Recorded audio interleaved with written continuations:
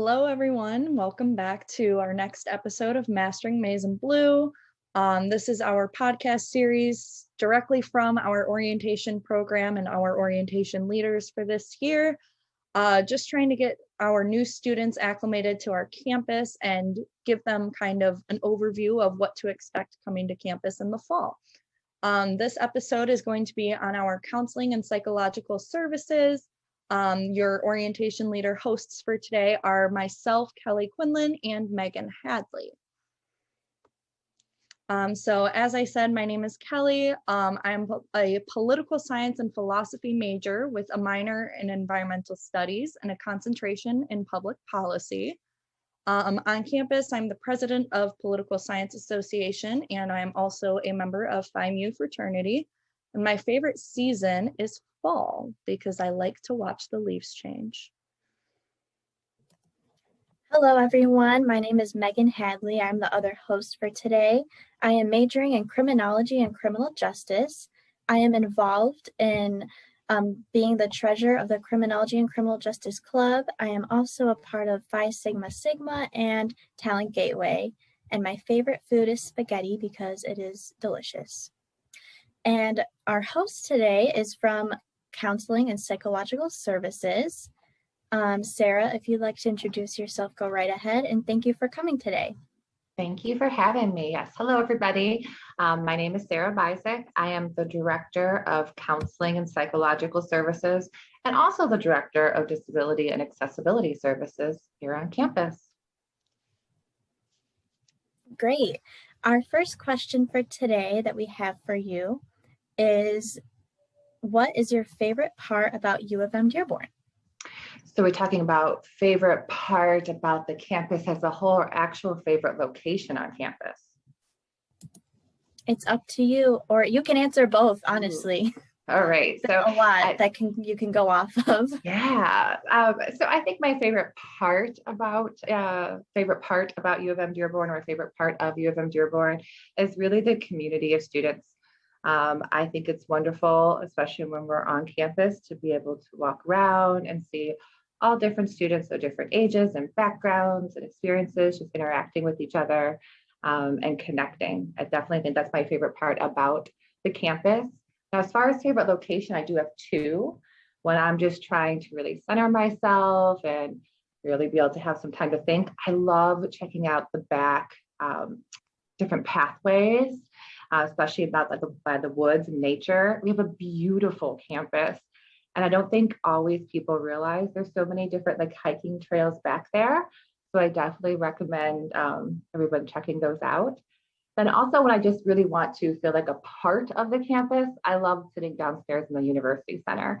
That's where I can oftentimes see those students really interacting and connecting and really feeling like part of a community as a whole. You're my new favorite staff member because so few people say that the EIC is like their favorite part of campus, to just sit down and enjoy nature. So I appreciate that. And your answer does actually kind of lead us into our next question for you, which is, how would you describe our campus and the community? Sure. So I am an alumni of U of M Dearborn. I went there as an undergrad many moons ago, so I am pretty biased, I will admit. But I've also worked at other institutions as well. So I think I can be able to provide somewhat unbiased opinion on this. Is that I feel like U of M Dearborn's campus and community as a whole is very positive. Walking around, I think it's really easy to kind of feel, especially when you're new to campus, like, I don't know anybody, I'm not connected, and how do I make these conversations? But if you're just walking down the hallway, people you don't even know just smile, say hi, how are you? Just very welcoming to individuals around. And I think that that's a really great part that you don't often see at other campuses. So I do think that that's probably how I would describe the campus and community, is just very welcoming and positive. I completely agree with you. I think a big part of that is because our campus is a lot smaller than other ones, and it's a great way to be able to get to know people, and it's very diverse as well, so you get to know different types of people too. And I think that is what makes U of M Dearborn so special. Absolutely. Now moving on to counseling and psychological services. what are your main responsibilities as the CAPS director? Sure. So as the CAPS director, if I could summarize it, I could say I oversee the basic day-to-day operations of counseling psychological services. So I provide supervision for all our clinical staff, also oversee our training program, which is graduate students who come from other universities to complete their practicum hours and their respective fields at our office, and really making those decisions, of course, with consultation with my team, because we really pride ourselves as being a team entity of what we really can be able to do to provide the best services for our students on campus. Yeah, I think I'm always just like completely amazed by everything CAPS does and everything CAPS has to offer. And especially since COVID began, your office has done crazy amounts of work, crazy transitions from seeing students in person, like every single day, to having to navigate doing everything virtually. And counseling and psychological services is something that's very hard to do virtually. It's very hard to have the same connection virtually with people. And I think your entire office has just done an amazing job with handling everything. And I know you guys are all very excited for the fall when you can hopefully start doing some in-person appointments again. But moving on to our next question, what is your favorite part of your job? My favorite part of my job was one part that I insisted on having that you don't always see in director positions at counseling centers kind of across the nation, is that I felt it was really important that if I was going to be the director of a counseling center, I should still be seeing and working with students. So I think that's my favorite part of the job is I still do keep a very small caseload of students that I work with, an individual. I oftentimes will also co-facilitate some group work. And then I work a lot with our peer educators, our mental health and wellness peer educators as well. So I really wanted to keep my feet in that type of work of really being able to continue working, not just with administration and staff members and doctoral level trainees, but with the students as well. So I think that's probably my favorite part of my job. I think that's really interesting that you were able to work with students and also other faculty. I think it's cool that you're able to see both sides of the job. And now this question I'm really interested about because I like learning about why people become a part of their fields and their careers. So what inspired you to become a part of this field? Sure. So to be quite honest, working at a college counseling center was not why I went into psychology. So what inspired me to go into psychology is really being interested in trying to be able to understand and help people. I feel it's a real privilege to be able to sit with people and hear their stories and bear witness to the different struggles and triumphs that they have. And I've always enjoyed being able to be that person who could be able to listen. So when I originally went into psychology at U of M Dearborn, I was like, I'm going to do private practice. I had ideas for a private practice, like physical location and what it would look like and what I'd specialize in. And then I went to grad school and I was still, my master's program was like, yep, private practice is the way for me. And in Michigan, I probably should get a doctorate degree so I can practice independently. Went into my PhD program and got matched at a practicum setting, which is kind of like an internship that you have to do when you're going to school for psychology at a really small college counseling center in Indiana. I had a stereotype of what I thought this work was going to be like. And that experience broke down that stereotype. And I was so glad that I took the opportunity that was provided to me because it really did change what I saw myself doing in the future. I fell in love with working with college students and the different roles and activities that we get to do by working at a college counseling center. And so based on that experience, that's where I picked kind of my internship, which is kind of like a doctoral level residency. And from there, I've worked only at college counseling centers just because I really, truly love the work. I love working with students on a one-on-one basis and group therapy basis. But getting to do some of that prevention work, being able to really look at how we can advocate for our students. So always having a foot in education while also being able to provide those clinical services. So yeah, if you would have asked me 10 years ago, well, I guess it's longer than 10 years ago. If you'd asked me 15 years ago, I would never have thought myself in a college counseling center. But once I got that exposure, I've never went back. I think that's really amazing is like just how far you can get into your education before realizing what's really like the perfect match for you. And I know so many people go through that. Like people will finish their undergrad and then be like, I totally want to switch what I'm going to do with the degree that I just earned. Um, so I always think that's really interesting. And I know a lot of people go through that realization where they start to actually get into their work field and they're like, maybe I want to change this just a little bit. But our next question for you is what resources does CAPS offer? I know it's a very long list, but It is. And it's always changing. You know, you've mentioned that we really had to pivot the way that we were looking at serving students since we've been remote. So at least through the end of the summer, our resources or our services are going to continue to be remote. So we do offer individual counseling, couples counseling, and group counseling for all registered U of M Dearborn students. But in addition, we provide a lot of workshops and presentations.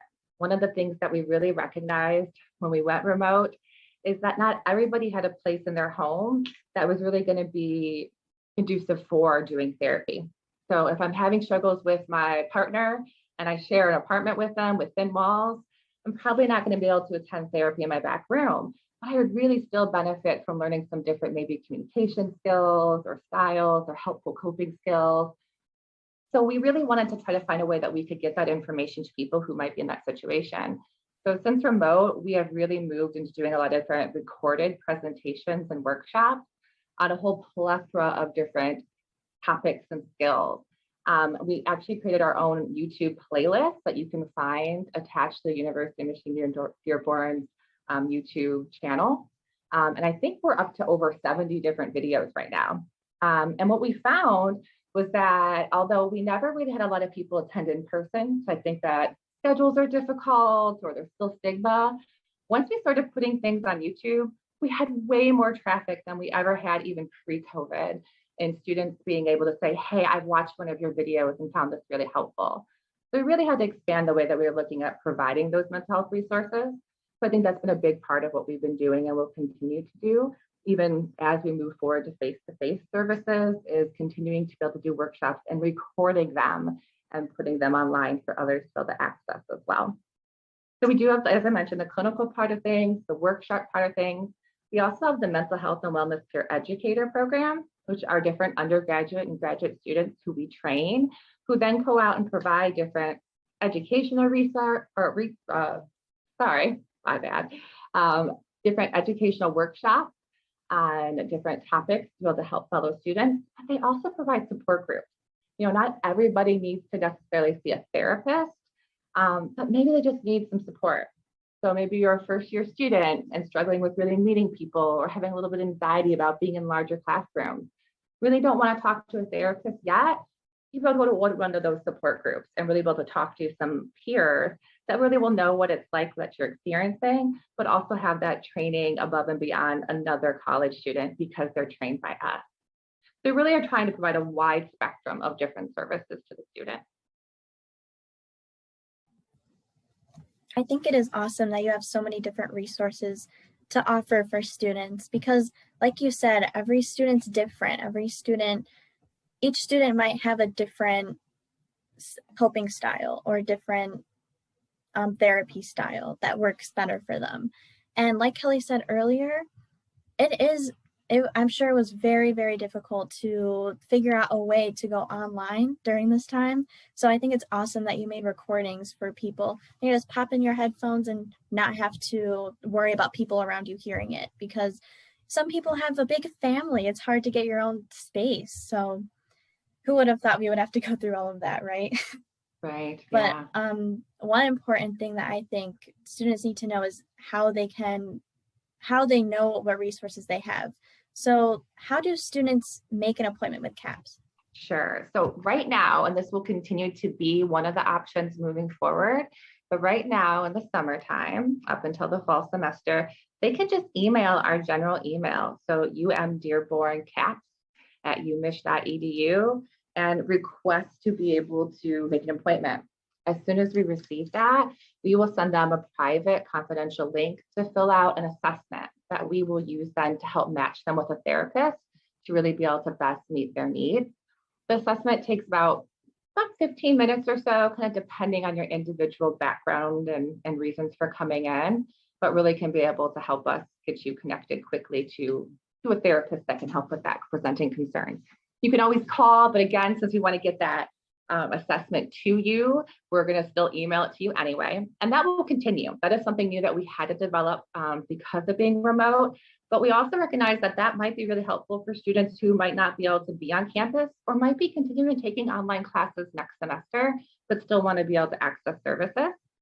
But also in the fall semester, we will have a physical presence on campus. So students can just stop by our office and we can get them connected to that same online assessment at our office and get them to complete the paperwork then. I think that's really amazing. And you also actually just answered our next question for you, which was about whether you guys are still going to continue doing the split between in-person and virtual appointments for students. And I think it's really great. I know really every department on campus has learned that there are a lot of bonuses to spending a year and a half in this totally virtual setting. We've all learned a lot about how to be as accessible as possible to all of our students on campus. And I think it's really great that you guys plan on continuing to do in-person and virtual appointments for all of our students. So, absolutely. We thought it was really important. We found that there were some students that actually told us this year that the reason they'd never been able to attend services before was because they worked a 9-to-5 job and attended 6 to 9 classes. So it left very little time in the day. But they do have a lunch break. So they can pop in their car and pop on a Zoom meeting at noon and have a therapy session during their lunch, which they wouldn't have been able to do before. So we really want to be able to continue to provide that accessibility for our students. And also, I think it reduces some of the stigma. Sometimes I still think that students struggle walking through our doors because of that stigma of being concerned that someone might see them or judge them for it. And so providing online virtual appointments adds that extra layer of privacy that I think helps some students be able to take that first step too. I think it's great that CAPS is being very flexible for students, especially since a lot of us are used to being online and maybe they're used to doing things a certain way. And then maybe they could do in person and virtual depending on their work schedule and classes. So I think it's great that they're giving both options. Moving on to our next question. What advice would you give to a new U of M Dearborn student, which I'm sure is a lot? Yeah, it's hard to always, really be able to narrow that down for one thing. So mine's kind of a combination of trying any opportunity that you can that is presented to you. As I've kind of shared, I did not think that this working at a college counseling center was going to be a right match for me. And it ended up changing my life and career because I was like, let's try out this new opportunity. Let's not just say no, let's say yes and see how things go and really get to know and learn about yourself. Related to that, though, I think it's really important to find balance and support. So don't be afraid to ask questions, use the resources that are available to you, talk to your professors, talk to your advisors, find out about all the different resources that are available for you to support you in your academic career, and really be able to help you make those connections that are even going to be more important moving forward to have that social support. It's really easy to say yes to everything and then realize you absolutely have no time. So it's important to be able to have those different resources to help you find those balances to moving forward. Yeah, I definitely agree with that. I think a lot of people go through this weird thing in their first semester of college where they try out so many things because, we always push like get involved, try something new. People will always try too many things and then end up with more stress in their lives. So I do still push, try out some things, get involved. You don't have to do everything though. That is something very important to remember, is that you don't have to do everything that is like offered up to you, but you should definitely try some of the things, because like you said, could totally change your entire path in college and in life. So I think that's a really great piece of advice. Our next question for you is not really a full question, but are there any fun facts about yourself that you would like to share? Ooh, fun facts. Well, I have a fun birthday. I'm a Christmas baby. I was born on Christmas morning. And so my Christmas stocking actually is the sock, basically, that the doctor presented me to my mother. And so every Christmas, I get the conversation of, you used to fit in this sock, which has been still 30 plus years later, my Christmas stocking. So I always think that's a fun fact, because I have only met one other person with my birthday. Other fun facts, just kind of about me, I'm a huge animal advocate. So I always say, if anyone's ever looking for a pet, no matter even if I've met you for 5 minutes, come to me. I will surely connect you with a different rescue that can help you find the pet that you're looking for. Because that pet companionship can really be helpful for all of us as we go through our different struggles. I may reach out to you about an animal. I just helped one of our peer educators a couple months back find the perfect cat for them. So I'm always available for that. Amazing. That's so awesome. I really love that. Other than that, we do have contact information here at the end of our presentation for Sarah herself as our Director of Counseling and Psychological Services, as well as that Dearborn caps@umich.edu email.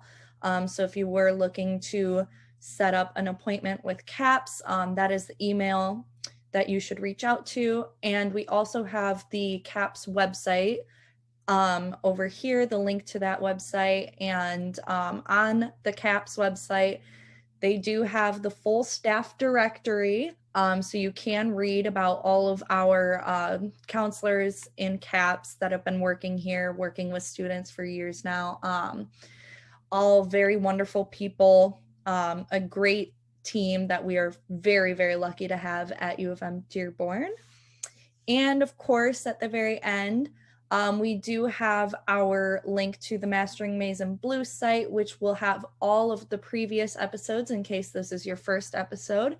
And it will also have this episode obviously added, and every episode we have for the rest of the summer added to this playlist. So you can always be sure to find that through this website and through the YouTube, the UM Dearborn YouTube channel. Other than that, Sarah, thank you so much for joining us today. We really, really appreciate your willingness to join us and help our new students get ready for this fall. Well, thank you again for having me. Thank you.